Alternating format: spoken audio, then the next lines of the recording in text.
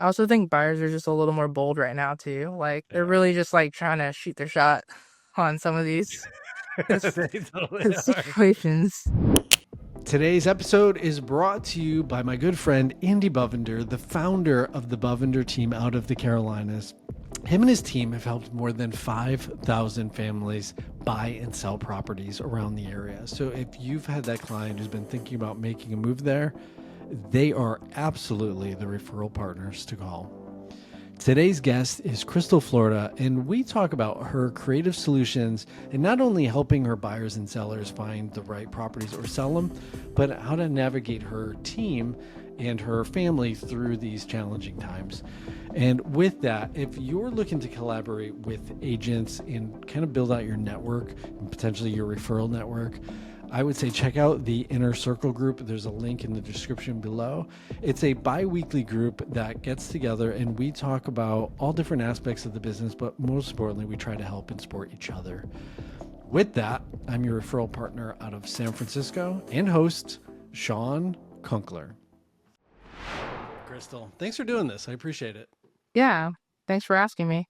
For sure. I love when I ask people and they're like, yeah, sure. Tell me more about it, but they don't really know. So I appreciate you taking that leap of faith and just doing this. Yeah. YOLO. Exactly. It's funny. I know you're in the East Bay and I'm in San Francisco, and I've through the years I've seen your name like through and through, and then we happened to run into each other in Denver at an event, Yeah.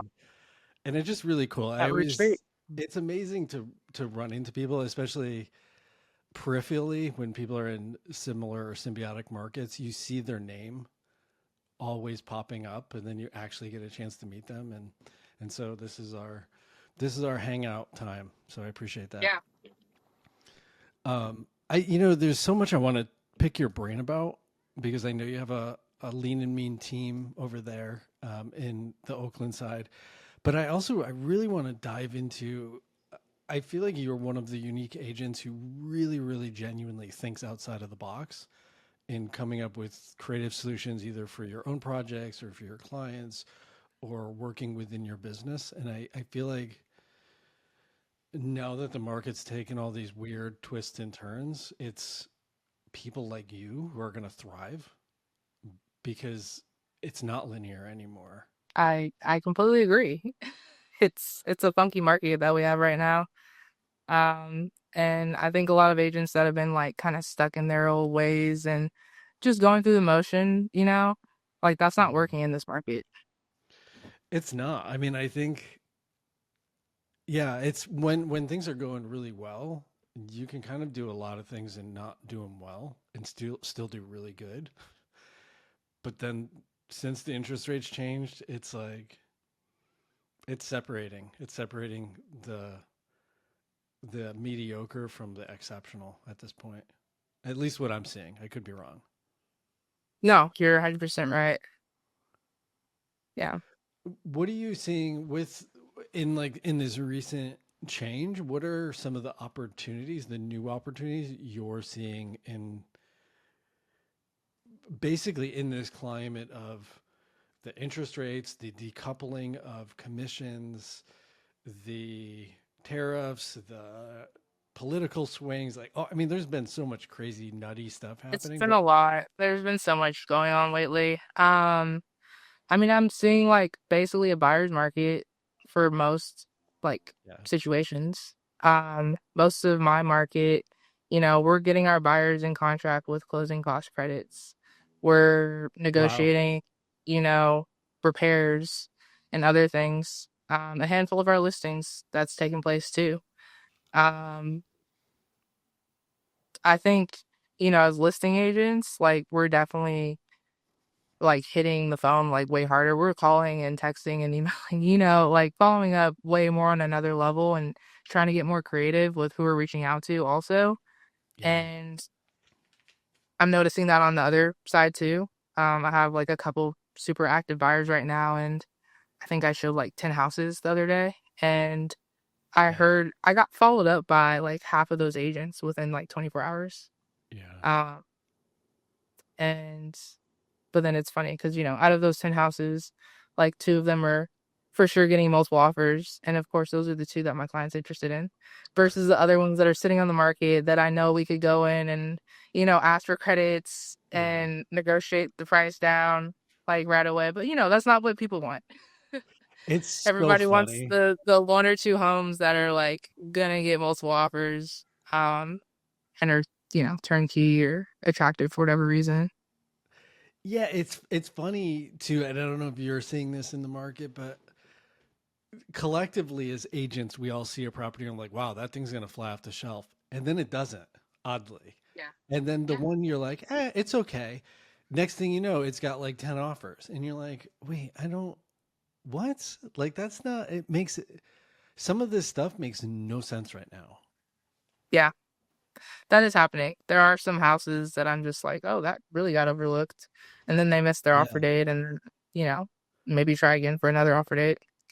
But yeah, I feel like it's in a way like for sure a buyer's market for most areas. Yeah. And it's just a huge opportunity. But I haven't been hit up by like so many random investors texting me like looking for my next fix and flip like every day. Like I don't even know how many. It's kind of ridiculous. And it's getting annoying because they're also calling. Yeah, what's really funny is I'm getting those too. And to your point, like a ridiculous amount. But I always first thing I'm like, are you willing to go under contract with me? Nope. Yep. Well, then I'm going to prioritize sending them to my clients. Like anything I find, Yeah, like why would I work for you for free? Like that makes no literally. Yeah. sense. Like I'm going to spin my wheels, and then you're just going to date around anyways. Like Yeah. why would I do that? Most definitely. Yeah. Maybe over the years I got like one investor randomly like that actually worked out, but Really? I don't know. I've taken the time and followed up with, a handful of them and it went nowhere. I did too in my early days, like when I was more hungry for business. Like I would really try to find them something, and Yeah. I just they're different. It's like a different. It's a different psychology, and they're yeah. It's not my jam. Yeah. Mm. Yeah. Like Yeah. it's basically what it all comes down to. With the current market and the current cycle, what are some of the creative things that you're doing to help your sellers? Um, well, we like to prep most of our listings for the market. Smart. So deciding what's gonna be like the best return on investment, but also just like what's gonna attract the buyer. Cause there's our I talk, but then there's also like we just need to like for sure get, at least one or two people to fall in love with this place. So, Yeah. making those changes before we hit the market if we can, financially. I think that's the most important thing. Um, but also just preparing our clients like way ahead of time, like, you know, the market of getting multiple offers within a week or two, like that's not necessarily what's going to happen here. That is happening for some of our listings, but not most of them right now. Yeah. Um, but yeah, and then just a lot of sellers are very, you know, they're aware of what's going on in like the market, real estate market, politically, like this crazy climate that we're in. And, they're more understanding. They're more realistic, I feel, right now. I Um, agree. I think in the early days when the market shifted really fast, there was a lag time yeah, between most definitely. Because the expectation and news, reality. yeah, like in the news, everybody watches the news, and the news is like behind. Like It's the true. news is like way behind. Usually months behind, like what we're seeing on a day to day basis. You know, Well, but I feel like a lot of them are kind of caught up now. it's funny, and I learned this probably like the first year I was in the business, is all the real estate reports are 30 days late because most properties take 30 days to close. And so Right. if you're looking at a data point that's recorded now, it's actually went under contract 30 days prior. And so there's everything the news is talking about is already late, like way Yeah. late to the game. Where you and we're in a market, in most markets, it'll flip, it could flip from a Monday to a Friday and be a completely different game. Completely.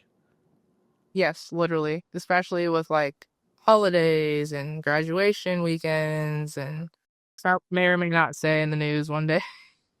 I know, right? It's like, who knows? I mean, yeah, it's not only Trump and national news, then we also have California news, which is like a totally different, it's its own another beast that's happening simultaneously.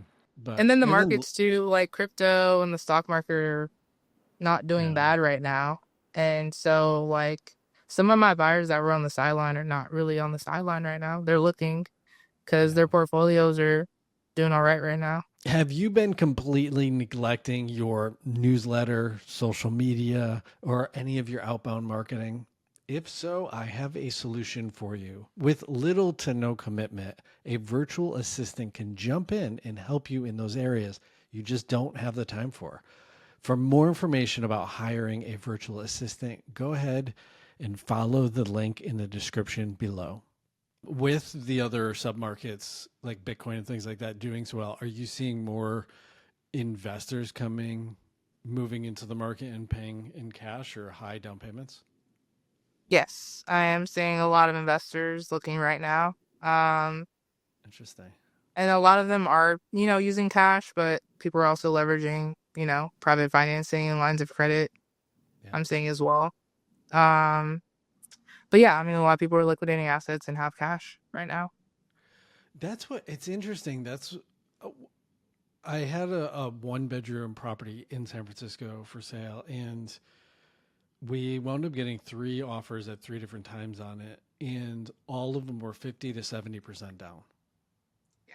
which is interesting. Like it's a pretty interesting shift than we've seen in years past. But with that, the offers were soft. They were Yeah. I tend to find that I'm sure you see this too.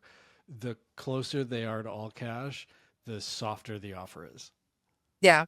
Um, we have a listing that is gonna sell basically for asking price, but we ended up with maybe like 6 or 7 offers over the course of a few weeks, and the least amount anyone was putting down was 30%, and then there was a handful of people putting 50 to 60% down. The buyer we ended up going with was putting 40% down. So That's so interesting. yeah, and that's like around 1.4 price point. So yeah, people putting, 6, 7, 800 grand down. And very like price sensitive because like, a couple of them would not budge, $5,000, $10,000 Wow. because of their mortgage payment, like what it was gonna be. That's interesting too. I'm noticing that as well. Clients are very specific as to how much their mortgage can be, period. And it's a non-debatable. Whereas when we were in a more aggressive market, that was not the thing that was super. It was important, but it wasn't the driver. Right. Yeah. I think people are more sensitive to that right now because, you really could put 20% down and pay double what you would be paying for rent in some Yeah, areas. Um, and that's why a lot of people are still renting. 100%. So I'm curious, because we're definitely seeing more days on market. We're seeing less activity and in interest on certain properties. What outside of the box things are you doing to to get the property the exposure that it needs to the right predisposed buyer, but additionally getting the marketing, the PR pieces out, especially when you're a little bit stale on the market? I mean, we're trying like a few different avenues. We're trying again calling, texting, emailing, direct messaging. We have our social media ads as well going. Nice. We're trying to get a little more creative with our videos because, the more eyes we can get in front of, ironically, mostly agents, but, for the ones with the clients. So just trying to get in front of as many agents as possible because we have actually done like quite a bit of business from social media. Really? Like DMs on Instagram, like I've sold quite a few homes from starting from a DM on Instagram. That's wild. Yeah. From A DM from an agent or from an Yeah, actual yeah. buyer? Agents. That's that's interesting that that's how the conversation was initiated. Were they agents who were local to your market or from outside of your market? Yeah, in our market as well as kind of outside of the market too. But, people see right now we have so much inventory. If your client has kind of a wide range of properties that they're looking for, it's really easy to miss something. So if somebody gets in front of you on Instagram, like on a story or just on your page, um, you know, that house could possibly stand out for whatever reason. Yeah. And you put two and two together, like, hey, this is gonna work for my client. Like, transparently, what are you guys looking for? I think that's often overlooked is when we're in a market when things are flying off the shelf, there's just not a lot of inventory. And so with that, the clients and the agents tend to see everything. But Yeah. when we're in a softer market, we tend to just overlook things Yeah. unintentionally because Especially things that are sitting on the market. Like, exactly. And sometimes it's a conversation of like, hey, I see you've been on the market for a while. Like what's the conversation or what are you seeing on your side? And sometimes it's zero fault of the property. yeah, Like sometimes, I mean, we kind of were talking about this beforehand, before we started recording, but sometimes you see an amazing, I've had this happen in the city, is you have an amazing property and it's priced really well. The activity is bonkers, but then on offer day, you get no offers. And then you start making phone calls and all the agents start saying the same thing. My clients thought it was going to go way over their budget, so they didn't yeah, write. And you're like, oh, serious? And so it's then a matter of like, no, you should, here's like an amazing opportunity. You should actually put pen to paper. And right. so I think buyers don't often realize that there's always a story. And it's, if you just let your agent do the work and kind of dig, those, and that's the crux of this whole conversation, those creative solutions kind of, they start presenting themselves. I also think buyers are just a little more bold right now too. Like, they're Yeah. really just like trying to shoot their shot on some of these They totally are. situations. Yeah, I mean, sometimes when you're on the receiving side of a really soft offer, or if you're putting it together, sometimes it just sucks. But sometimes it starts the conversation, and it like at Yeah. least gets the ball rolling. Like we're I'm we I've been in negotiation for 2 weeks now. We're $75,000 off, and it's an off market, and so the seller has like zero pressure. And so it's just like this long, slow play. I think it'll come to fruition, but there's so many variables, so many things. Hey, real estate pros, be honest. You know you should be using video, but maybe you feel awkward, don't have the time, or just aren't seeing the results. This is where Kim Rittberg's Video Bootcamp comes in. This live coaching program helps agents create high quality videos quickly and confidently, resulting in leads and clients. Her students have seen results. One landed 3 new clients directly from social media, and others brought in millions of dollars in closed sales. Spots are limited, and to apply now, follow the link in the description below. I'm sure you're getting creative to figure that one out because, that's a pretty big gap. Right now, we're like 20 grand off on one that we're negotiating. And I'm like, it's not that far. Are we really going to walk away from the table over 20 grand, both sides? I know it's like at that point, you're like, I get it. It's a significant amount of money, but proportionate to the numbers that were like the overall purchase price, we're not that far off. Yeah. Like there's a way to Yeah. bridge the gap. 75, that's a significant. Like that's a lot of money. It is. But I mean, if negotiations are taking place and it's off market, obviously it's not that far off. Correct. Like I think we can, but and to your point earlier, it's just a matter of. I was sitting with my team member yesterday, and we are like, all right, let's start from scratch. What are all the creative ideas? Like, there's no wrong answers. Just like start throwing stuff out. Like, is there a way for the buyer to get some more money? Is there a way for the seller to come down? Are they saving? Could we negotiate for something another term. Like there's always something to there's Yeah. something there, and you just have to work on it. Yeah. You just can't give up. And I think that's what good agents do is we don't give up, you know? We try to get creative and figure it out. We had we had two listings fall out of contract this summer and, you know, we just Yeah. didn't give up. Like we got our lenders involved, you know, even though we're not representing the buyer, just, you know, to make sure we exhausted all of our options, you know? I think that's what it is if you follow the Pareto principle, the 80-20 rule of, I don't know if you don't know the rule, it's basically if let's say you have orange trees that out of 100 orange trees, 20% of them are going to produce 80%. And I always feel when you're in that Right. negotiation, 80% of the deal is in that final 20%. And so that's not the point to give up. It's the point to be the most creative you can, to try to, it's 80% of your lift is happening right now. And so just Yeah. sit down and figure it out. Like there's a way to bridge the gap. Right. It's hard though. That's for sure. I mean, that's why we get paid what we do though, at the end of the day. Yeah, most definitely. What are some of the biggest challenges you've had in recent years with, let's say, working directly with sellers? I think getting a lot of them to like kind of adjust to the new market was a big hurdle. How'd you do that? I remember when rates like kind of spiked a couple years ago. I don't know how we did it. I guess just Yeah, communicating because that's all people want at the end of the day is to be communicated with and it's updated. true. Even when there wasn't much of an update, like just still gotta give them something.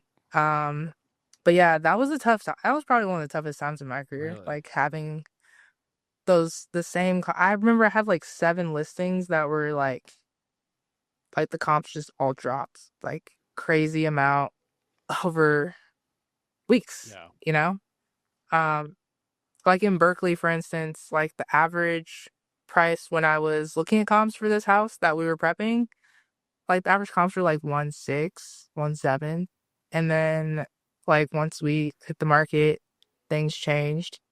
We had comps at like 1.2, Ooh, 1.3. Having that conversation like 5 to 10 times like a week was it was exhausting, exhausting. you know? It was exhausting. So yeah, that was a tough time. But like that's why I'm like appreciative of the current like mindset of the current sellers. Like, yeah, this is a tough market, but they're like way more receptive to like, you know, why we're seeing longer days on the market and why we're getting like potential Yeah. lowball offers.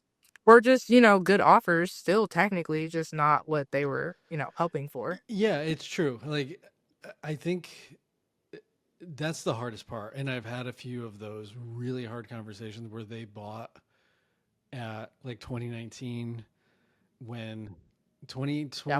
2017 to 2019 in the city was pretty darn spicy, and then they're relocating now and have to go back on the market, and it's hundreds of thousands of dollars less, and all the comps show that. And not only that, the comps show, hey, the average days on market in this neighborhood for this product is now in 50 days.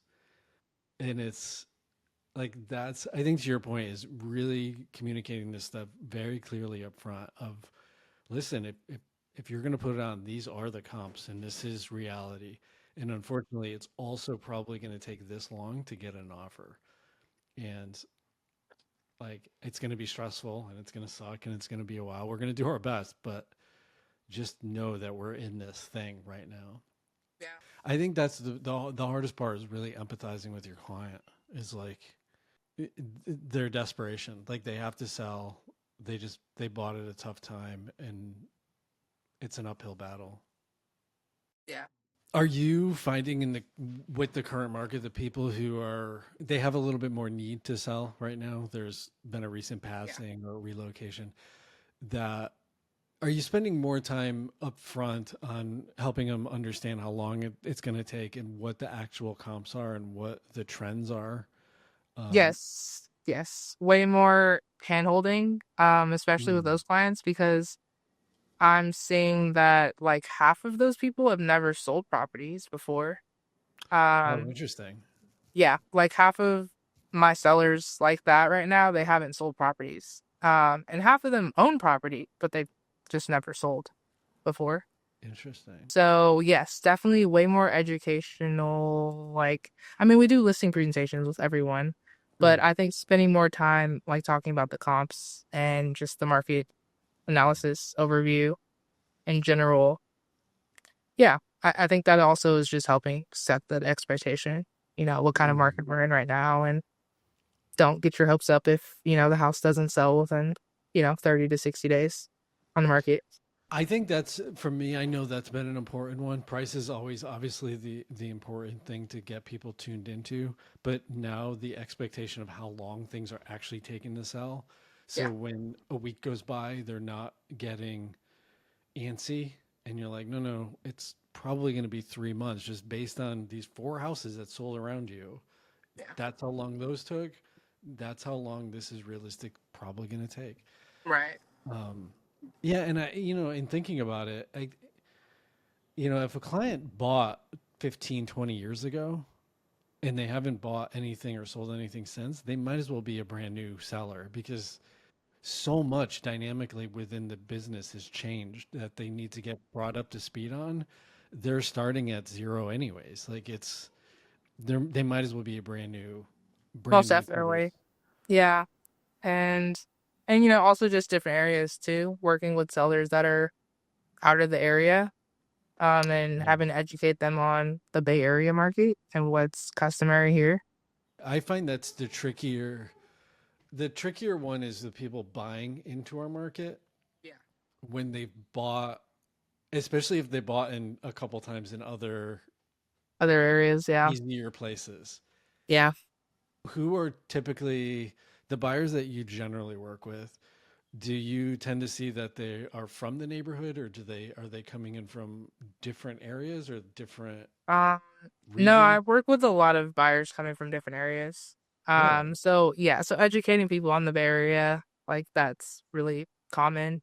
Um, yeah, I just closed one Compass referral, a buyer from Southern California, Oh, no kidding. and like very savvy guy, but thought he could potentially get away with things that you can't get away with here in our market. Even if, even though it is a little softer, but still like Uh, you can't throw in an offer like 200 grand under asking, with an like escalation clause. yeah, exactly. Just yeah, like wanting to add all these additional terms, and this is, the first property that, they're buying. But I'm also working with a couple of people from the East Coast right now too. Really? Another was a Compass referral, another is just a past client referral. And one of the couples more laid back, I think more receptive to me explaining like what's like where properties are gonna end up with offers, what range. But the other one is just like, again, trying to just shoot their shot. Like like sending all sorts of properties to me, and I'm like, yeah, it is listed at this price, but again, we talked about this neighborhood. This is a certain part of Berkeley that's going to go 30 to 50% over asking price. Yeah. And their asking price is basically your max. So no, we're not going to look into this one. I don't want to waste your time and get your hopes up. It's yeah. I mean, especially in Berkeley, and then within Berkeley, there's like specific neighborhoods that, man, it's spicy. Like Yeah. when something comes on, it's like everybody pounces on it. Yeah. This one that they sent to me, ironically, this morning was on a street that I like set a record on like a couple years ago, a listing that I had on that Oh, street. And jeez. it's a very desirable street. It's close to like the North Berkeley BART. That's an underground BART station. That's a huge like factor to why people like living in that neighborhood. Yeah. And I'm like, yeah, no, this is literally gonna go 400 or 500 grand over asking. Like, I'm sorry. Yeah.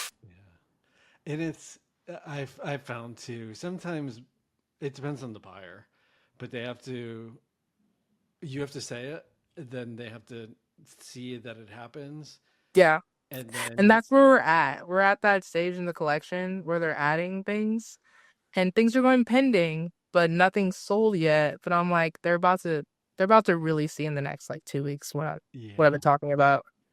It's funny. Sometimes I'll put calls out to those agents and like, hey, just can you give me some idea of how many offers you got? Where did you land? Is it all cash?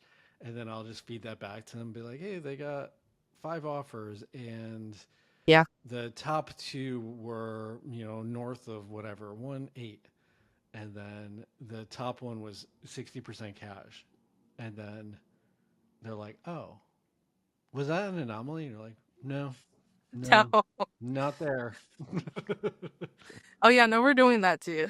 But I think again, it's also for people listening. I think that you said something really fascinating within all of that is of those 3 people or groups that you mentioned, they're all referrals, either from yeah, clients or from agents. And that's really powerful. Not only that you know that because you're tracking the business, which I always find that's what pros do, but that you're getting those opportunities. And that's a huge opportunity, I think, within the current market most is definitely. leaning into Yeah. those networks. I mean, you just mentioned it. One was from the East Coast, one was from SoCal. Like Yeah. that's massive. Those are huge opportunities for us. That's why I love Compass Retreats, you know. It's always a fun time. Plus you get to network and make these connections, you know, all over with other great agents. I think retreats or anything where you're spending time with agents outside of your own market, it's really powerful. And just have conversations. Like once you start connecting dots, opportunities start presenting themselves. Every single time, it's funny. Every retreat that I've not gone to, I've either had business opportunities where people have joined my team shortly thereafter because we got a chance to hang out and Connect, get yeah. get different context of each other, or referral. I've gotten since the retreat, which was only a couple months ago. I've gotten like 3 referrals, and one of them was for a 5 property portfolio. Oh wow. Nice. That's a pretty big deal. Like that's Yeah. a lot of business that's in the pipeline now that I didn't have prior to that event. So, Right. yeah, I'm just this whole podcast is that it's a massive opportunity for me to network, but then also help other people build out their network. Because if you want to learn something about an aspect of your business, you can sit down, hear from somebody like you who has creative solutions to problems, and then they can always pick up the phone and actually call you and just be like, "Hey, Crystal, I saw you on this podcast, and like I would love to talk to you about X, Y, and Z." And Yeah. then boom, it's like a new connection, and that's huge. Book of our business can be that just that one piece alone. Most definitely. Yeah.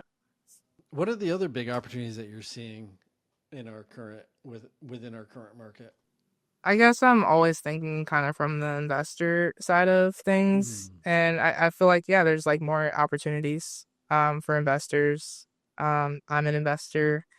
I preach to my team. I've always preached to my team that they should also be investors. Like we're helping people, you know, buy and sell properties all the time. We should be owning properties too and yeah. helping build, you know, that wealth in our families. But What's generally your strategy? Do you flip? Do you buy and hold? earlier in my career, I was flipping Yeah. more. And then I actually haven't flipped anything like in like 5 years. Really? But I'm actually looking, I am partnered right now in like 2 flips. So Okay. I will In be, in the area or outside of your area? yeah, one's actually in your area and then the other one's in my area. Oh, cool. And but I don't know. We'll see. Might end up keeping one of them because of the location. Nice. Um, but yeah, I kind of feel like over the years, you know, some of my most successful, you know, clients and mentors that I've seen, you know, they hold on to like good properties and have that equity sitting there. And, you know, you can tap into it if you need to, or just have it building your net worth over time. So it's kind of why I took a step back from flipping and was trying to hold on to properties the last several years. Smart. I always keep an eye on the multifamilies, especially in our area. Like the 2 to 4 units. They're Yeah. such a good buy right now. Yeah, they They're are. like they're That's what I'm helping two people look for right now. And that's what most of the properties I hold. They're mostly multifamilies. They're way easier to trade. There's a lot less hassle than going commercial loans and paying Yeah. more for the money and all that. And the numbers just like make sense. Like for a lot Totally. of multifamilies in the Bay Area. Yeah. Especially out here, they do absolutely make sense. And for those newer, it's funny. It's always a conversation I have with newer buyers. I'm like, have you considered it? Like, basically buy your second home first. Buy Yeah. that investment property first, Yeah. and then buy a 4 unit, live in one of them, and I mean, then you live try there. to like you try to encourage pretty much every buyer to do that, but We most of them do. don't want to. Most of them don't want to. And it's like, ah, okay, well, you say you like this, but Yeah, it's true. Like you really want your home. You really want your single family house with a nice yard and that you can envision having your friends and family over. it's Like true. you don't want to be stuck in a little apartment for like a year or two. But like a year or two goes by really fast. You know, I, I'm almost 50. A year or two goes by very fast. Yeah. Like And you it's blink. convincing people that like a year or two could really go by really fast. Like just you're in an apartment for like another year or two. It's not that big of a deal. And then go to your next destination. Yeah, and the best part is you start structuring all that right, and that second house that's paid for by the first one, Yep. and it's a little bit it's another you diversified your portfolio, and so yeah, it's funny. It sounds like we're very much on the same page. I was doing actually we haven't done it. It's funny now that I'm thinking about it. Pre-COVID, we would always do seminars multifamily purchasing, like what to look for and how to go about it, and Yeah.